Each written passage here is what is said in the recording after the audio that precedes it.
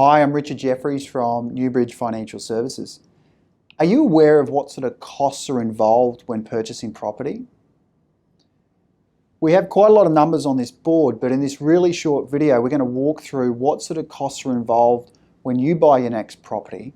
And specifically, we're looking at within Queensland, and we're looking at a property that you're going to live in, as opposed to one that would be for investment. So, property for you to live in within the state of Queensland would be as follows. And we've got three different scenarios, being a purchase price of $500,000, $650,000 and $800,000. The first and usually the most significant cost that you'll have is stamp duty. And for a $500,000 property, you can see at the moment in Queensland would be zero if you're a first home buyer, and if you're not a first home buyer intending to live in the property, it'd be $8,750.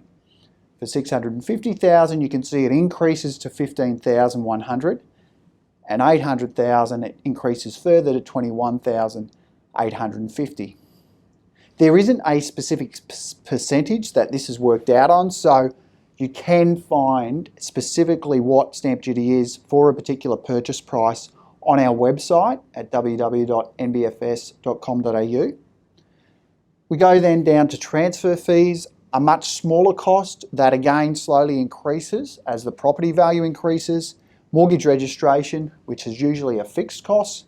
Again, these all can change over time, but this is how they stand currently.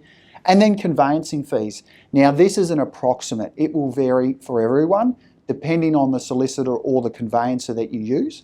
We use as a guide around about $2,000. It may be higher, it may be lower than that figure. So the total down the bottom, $3,494 if you're a first home buyer for a property of $500,000, or increases to $12,244 if you're not a first home buyer. Just over $19,000 for a property for $650,000, and just over $26,000 for a property at $800,000.